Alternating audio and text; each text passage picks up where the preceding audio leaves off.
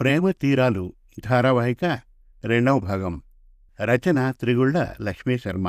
కథాపఠనం మలవరపు సీతారాం కుమార్. జరిగిన కథ: ఇంజనీరింగ్ చదువుతున్న ఫణి తన స్నేహితుడు కరుణాకర్ చెల్లెలు లలితను ప్రేమిస్తాడు. ఆ విషయం తన తల్లిదండ్రులతో చెబుతాడు. ఇక ప్రేమ తీరాలు ధారావాహిక రెండవ భాగం వినండి. ఎలాంటి ఇబ్బందులు లేకుండా ఫణి చెప్పగానే కొంచెం వెనక ముందులాడారు. మా అన్నయ్యకు సరితను చేసుకుంటామని మాటిచ్చామే, వాళ్ళు ఎంత బాధపడతారో అని అనుకున్నారు. కానీ కొడుక్కు ఇష్టం లేని పెళ్లి చేసి వాళ్ల జీవితం సవ్యంగా లేకపోతే చూడలేం గనుక ఫణికి నచ్చిన అమ్మాయితో పెళ్లి జరిపిస్తే ఉన్న ఒక్క కొడుకు సంతోషంగా ఉంటాడని ఒప్పుకున్నారు. లలితను చూశాక ఫణికి తగిన భార్య, కొందనాల బొమ్మలా ఉంది అనుకున్నారు. అనుకున్నట్లుగానే లలిత ఫణిల పెళ్లి అంగరంగ వైభవంగా జరిగిపోయింది. లలిత, ఏంటిది, నా కాళ్లకు దండం పెడుతున్నావేంటి? ఇవన్నీ ఒకప్పటి పద్ధతులు. ఇది మన మొదటి రాత్రి. మనిద్దరం ఒకరికొకరం మనసు విప్పి మాట్లాడుకోవాలి. మనిద్దరి మధ్య ఏ గాలి కూడా దూరనంతగా కలిసిపోవాలి. లే లలిత అంటూ లలితను లేవనెత్తి హృదయానికి హత్తుకున్నాడు. ఏమండి, గడ్డిపూలాంటి నాకు మీ మంచి మనసులో స్థానమిచ్చారు. పుట్టినప్పటి నుండి కష్టాలే తప్ప మా జీవితంలో మాధుర్యాలను చవి చూడలేదు. నా కోసం నన్ను సంతోషపెట్టడానికి అన్నయ్య ఎంతో కష్టపడేవాడు. కానీ చిన్న వయస్సు, శక్తికి మించి పని చేయలేడు. ఎంత సంపాదించినా మాకు పూట గడవడమే కష్టమయ్యేది. ఒళ్ళు దాచుకోవడానికి ఎంత కష్టపడేదాన్నో. చిరిగిన బట్టలు కుట్టుకొని అన్నయ్యకు కనిపించకుండా వేసుకునేదాన్ని. అలాంటి నాకు ఈ దేవాలయంలో చోటు దొరికిందంటే నేనెంత అదృష్టవంతురాలను. అందుకే ఈ దేవుడికి మనస్ఫూర్తిగా పాదాభివందనం చేసుకుంటున్నాను అని అతని కౌగిల్లో గువ్వలా ఒదిగిపోతూ చెప్పింది. లలిత, నువ్వు కాదు, నేను అదృష్టవంతుణ్ణే. ఎందుకో తెలుసా? అద్భుత సౌందర్యరాశి, అపురూపమైన వజ్రం నాకు దొరికింది. నేనే నీకు కృతజ్ఞతలు చెప్పుకోవాలి లలిత. ఎట్టి పరిస్థితుల్లోనూ నన్ను విడిచి వెళ్ళనని మాటివ్వు. కష్టాలు సుఖాలు మనిషికి ఎళ్ళవేళలా వెన్నంటే ఉంటాయి. వాటిని తట్టుకుని సంసార రథాన్ని ఈదడమే దాంపత్య బంధం. నీవు నాకోసం, నేను నీకోసం పుట్టాం. జీవితాంతం ఇలాగే కలిసుందాం. ఆమెను కౌగిలిలో ఉక్కిరి బిక్కిరి చేస్తూ ముద్దులతో ఊపిరాడకుండా చేస్తున్నాడు ఫణి.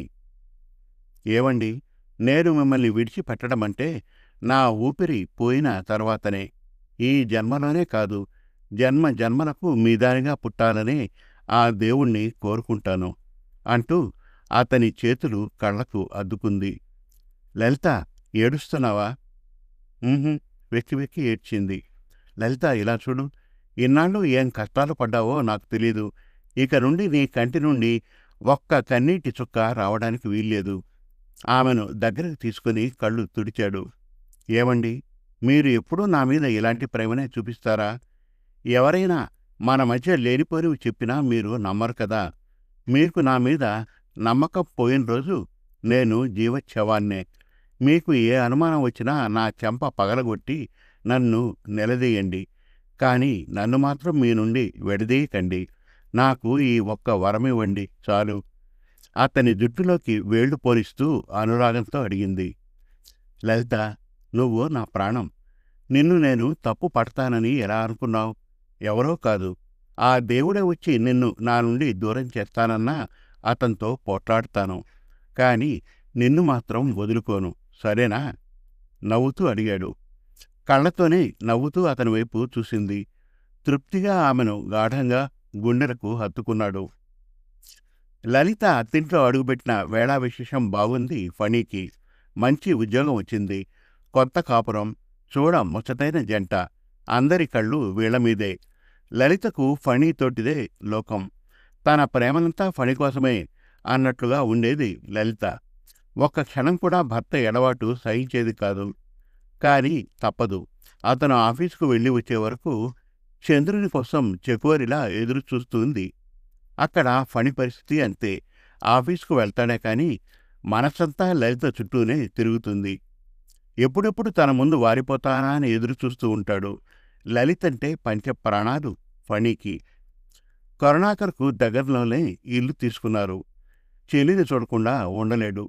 అలాగని ఒకే ఇంట్లో కలిసిందామంటే ఒప్పుకోలేదు కరుణాకర్. కొత్తగా పెళ్ళైన వాళ్ళ మధ్యలో మూడో వ్యక్తి ఉండకూడదమ్మా అంటాడు కరుణాకర్. రోజూ ఏదో ఒక సమయంలో వచ్చి చెల్లిని బావను చూసి భోజనం చేసుకుని వెళ్తాడు. ఇప్పుడు అతని మనస్సు ప్రపంచాన్ని జయించినంత గొప్పగా ఉంది తన ముద్దుల చెల్లిని చూస్తూ ఉంటే. లలిత, త్వరగా తయారవు, మనం ఊరెళ్తున్నాం. బయట నుండి వస్తూనే పిలిచాడు ఫణి. అబ్బబ్బా, ఏంటండి అంత హడావుడి? ఇంట్లోకి వచ్చే వరకు కూడా ఆగలేరా? చుట్టుపక్కల వాళ్ళందరికీ వినిపించేలా ఏంటండి ఆ పరుగులు? నవ్వుతూ గదమాయించింది. నేనాగలేను లలిత, మనం ఊటీకి వెళ్తున్నాం. త్వరగా బట్టలు సర్దు, భోజనం బయటే చేద్దాం. పద పద, తొందర చేశాడు. లేడీకి లేచిందే పరుగునట్లు ఇంత సడన్గా ఈ ప్రయాణం ఏంటి? ఆశ్చర్యపోతూ అడిగింది. అడిగావు, అనుకున్నాను నీకు ఏమీ గుర్తుండదని. ఈరోజు తేదీ ఎంత? మార్చి 16. అయితే ఏంటి అంటూ నాలుగు ఖర్చుకుంది. రాబోయే 2 రోజుల్లో తమ మొదటి పెళ్లి రోజని గుర్తుకు వచ్చి. అది ఇప్పటికీ గుర్తుకొచ్చిందన్నమాట. కితకితలు పెడుతూ లలితను ఎత్తుకుని గిరగిరా తిప్పాడు. వద్దు బాబు, కళ్ళు తిరుగుతున్నాయి, వదలండి. తప్పయింది, మర్చిపోయాను కిలకిలా నవ్వుతూ అంది. లలిత, కళ్ళు మూసుకో, నీకొకటి ఇస్తాను. ఏమిటి? ఊటీ టికెట్లు ఇస్తారా? కళ్ళు సగం మూస్తూ చూస్తూ ఉంటే, అదుగో దొంగ చూస్తున్నావు, కళ్ళు గట్టిగా మూసుకుంటేనే నేనిచ్చేది. సరే, త్వరగా ఇవ్వండి, మళ్ళీ బట్టలు సర్దలేదని తొందర చేస్తారు. ఈసారి గట్టిగా మూసుకుంది. పెళ్లి రోజు కోసమని లలితకు డైమండ్ నెక్లెస్ తెచ్చాడు. అది ఆమె మెడకు పెడుతూ, అలాగే పద మన బెడ్రూంలోకి, కళ్ళు తెరవద్దు, అలాగే పట్టుకుని నడిపించుకుంటూ వెళ్ళాడు. ఏయ్, ఈ సమయంలో బెడ్రూంలోకి ఎందుకు? నాకు తెలుసు మీ నాటకాలు. తప్పించుకోవాలని చూసింది. అతని ఉడుం పట్టు ముందు ఆమె బలం సరిపోలేదు. ఇప్పుడు కళ్ళు తెరువు లలిత, అద్దం ముందు నిల్చోబెట్టి అన్నాడు. తన మెడలో దగదగా మెరిసిపోతున్న డైమండ్ నెక్లెస్ చూసుకొని ఆనందంతో అమాంతం ఫణిని గట్టిగా కౌగిలించుకుంది. ఏమండి, నా కోసం ఇంత ఖరీదైనది తెచ్చారా? ఎందుకండి నా మీద ఇంత ప్రేమ? తమకంలో మాటలు రాక ఆగిపోయింది. ఏ, నీకోసం కాక వేరే వాళ్లకు ఇవ్వమంటావా ఏమిటి? అవును, నాకు గర్ల్ ఫ్రెండ్ ఉంటే ఎంత బాగుండేది. ఇది తీసుకుపోయి ఆమెకిచ్చేవాణ్ణి. నన్ను ఎంత సంతోషపెట్టేదో. ఏం చేద్దాం, దేనికైనా పుట్టి పెట్టాలంటారు. లలిత వైపు క్రిగంట చూస్తూ అన్నాడు. ఏంటి, నేనుండగానే మీకు గర్ల్ ఫ్రెండ్ కావాలా? అంటే మీకప్పుడే నా మీద మోజు తీరిపోయిందన్నమాట. నీ మనసులో అలాంటి ఆలోచన ఉందంటే నన్ను ఎప్పుడో వదిలేస్తారన్నమాట. అయ్యో దేవుడా, నేనేం చేతును? నాకిలాంటి అవస్థ వచ్చింది. 2 చేతుల్లో ముఖం దాచుకొని బోరున ఏడుపు లంకించుకుంది. ఏ లలిత, నేనేదో ఊరికే నిన్ను ఆట పట్టించడానికంటే నువ్వు నిజంగానే అనుకున్నావా? చీచీ, నేనెంత మూర్ఖుణ్ణి, నిన్ను అనవసరంగా ఏడిపించాను. లలిత, ఏది ఇలా చూడు, నా బంగారం కదూ. బుజ్జగిస్తూ 2 చేతుల్ని ఆమె ముఖం మీద నుండి తీశాడు. ఫక్కున నవ్వి అతని బుగ్గ మీద కిసుక్కున కొరికింది. అమ్మ దొంగ, ఇదంతా నటనా? అమ్మా, నేనింకా నువ్వు నిజంగానే ఏడుస్తున్నావని గాబరాపడ్డాను. ఉండు, నీ పని చెబుతా అంటుండగానే అక్కడి నుండి తుర్రుమని పారిపోయింది లలిత. ఆమె వెనకాలే పరుగు తీశాడు ఫణి. బాబు, నీకు దండ పెడతాను, నన్ను వదిలి, బట్టలు సర్దుతాను 2 చేతులు జోడించి అడిగింది అతని పట్టు విడిపించుకుంటూ. అదేం కుదరదు. నీకు నేను విధించే శిక్ష ఏంటో తెలుసా? ఏంటన్నట్లు భయంగా చూసింది భర్త వైపు. అలా భర్తంటే భయం ఉండాలి, తెలిసిందా? నువ్వు నన్ను భయపెట్టావు కాబట్టి ఇప్పుడు నేనడిగింది నువ్వు ఇవ్వాల్సిందే. తర్వాతనే మన ప్రయాణం. పద. అమాంతం ఆమెను ఎత్తుకుని పడగదిలోకి తీసుకువెళ్ళి మంచం మీద పడుకోబెట్టాడు. ఏమండి, ఇప్పుడు వద్దండి అంటున్న ఆమెను మాట్లాడనివ్వకుండా తన పెదవులతో ఆమె పెదవులను మూసి ఆనంద డోలికల్లో మునిగిపోయారు. లలిత, ఫణి హనీమూన్కు బయలుదేరే సమయంలో. ఫణి, మొదటిసారి మా చెల్లిని అంత దూరం పంపిస్తున్నాను. జాగ్రత్తగా వెళ్ళరండి. వెళ్ళగానే ఫోన్ చేయండి. లలిత, మీ ఆయన మీద ప్రేమతో ఈ అన్నయ్యను మర్చిపోకే. నిన్ను చూడకుండా అన్ని రోజులు ఎలా ఉండగలనమ్మా? చెల్లెలి చేతిలో 10,000 పెడుతూ కళ్ళు తుడుచుకున్నాడు కరుణాకర్. అన్నయ్య, ఏమిటిది? చిన్న పిల్లవాడిలా బాధపడుతున్నావు. అన్నయ్య, వారం రోజులే కదా మేము వెళ్ళేది. రోజూ ఫోన్ చేస్తాను, సరేనా? అన్న కళ్ళు తుడుస్తూ అంది లలిత. నేనందుకే అన్నాను, నువ్వు కూడా రాబావా అని. అంటే, పానకంలో పుడకలా నేనెందుకు అన్నావు. ఇప్పుడేమో ఇలా బాధపడుతున్నావు. పోనీ లలిత, మీ అన్నయ్య బాధపడుతున్నాడు, మనం వెళ్ళడం మానేద్దామా? బావుమరిది బాధను చూడలేక అడిగాడు ఫణి. చాచా, ప్రయాణం మానేయడమేంటి? ఏదో ఊరికే అలా అన్నాను. మీరు త్వరగా బయలుదేరండి. లలిత, సూట్ కేసు ఇలా పట్టరమ్మా. మా చెల్లిని పెళ్లి చేసుకోగానే నా వరస మార్చావు ఫణి. ఎంతైనా మనం ముందు స్నేహితులమే. నవ్వుతూ చెల్లెలికి చెప్పాడు. అంతే కదా కరుణ, మా ఆవిడకు అన్నయ్యవి అంటే నాకు బావే కదా. స్నేహానికి స్నేహమే, బంధుత్వానికి బంధుత్వమే అన్నాడు ఫణి కూడా నవ్వుతూ. ఏమండి, ఎంత బాగుంది కదా ఊటీ. అసలు ఈ జన్మలో ఇలాంటివి చూసే అదృష్టం వస్తుందనుకోలేదు. ఏ జన్మలోనో ఏదో పుణ్యం చేసుకున్నాను కనుకనే ఇంత మంచి భర్త లభించాడు. ఇదంతా తలుచుకుంటూ ఉంటే ఒక్కోసారి నిజమేనా అనిపిస్తుంది. అతని గుండెల మీద వారిపోతూ అంది. మళ్ళీ మొదలుపెట్టావు పాపపుణ్యాలు.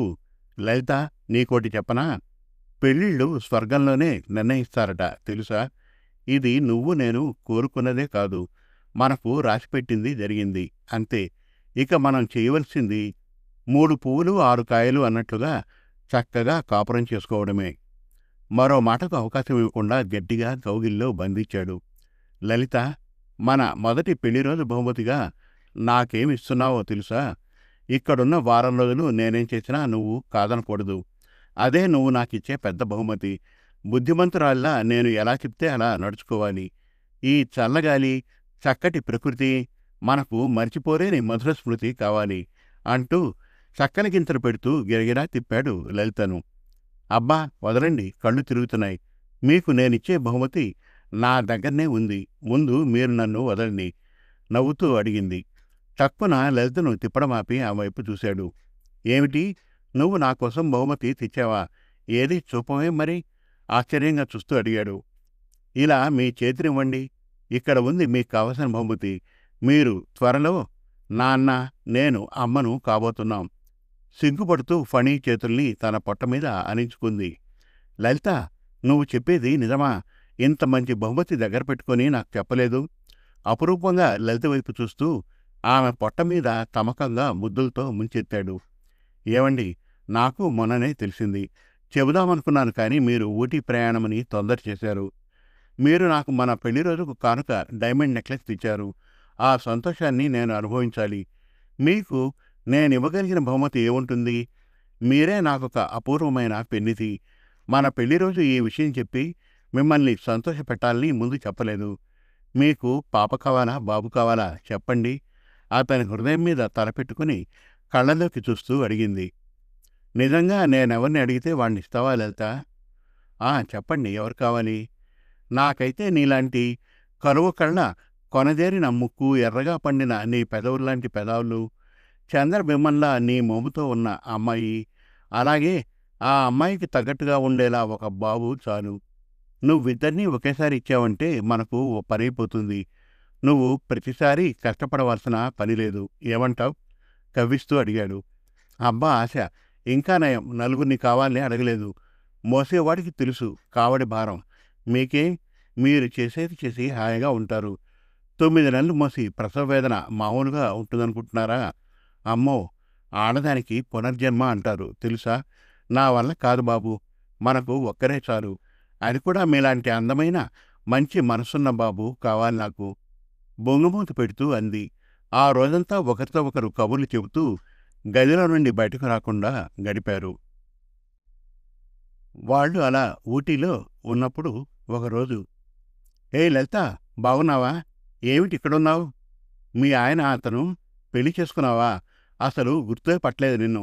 చాలా రోజులైంది చూసి. మీ అన్నయ్య బాగున్నాడా? అందగానే పట్టాడు మీ అన్నయ్య. కన్ను గీడుతూ లలితను ఫణిని చూస్తూ అడిగాడు జగన్. ఊటీ చూడడమంతా అయ్యాక షాపింగ్ చేస్తున్న సమయంలో కలిశాడు. జగన్ను చూడగానే కొంచెం కలవరపడింది లలిత. నువ్వేంటి ఇక్కడున్నావు? మీ వాళ్ళతో వచ్చావా? తడబడుతూ అడిగింది. బాగుంది. నేనింకా పెళ్ళి చేసుకోలేదు. నాకు నచ్చిన అమ్మాయి నన్ను చేసుకోలేదు. ఏం చేస్తాం? తను పరాయిదైపోయింది అంటూ, హాయ్, నా పేరు జగన్. నేను మీ ఆవిడ ఒకప్పుడు ఒకే ఊరు వాళ్ళం చెప్పాడు నవ్వుతూ. హాయ్, నా పేరు ఫణి. నేను లలితను పెళ్లి చేసుకుని సంవత్సరం అయింది. మొదటి పెళ్లి రోజుకి ఊటీకి వచ్చాం.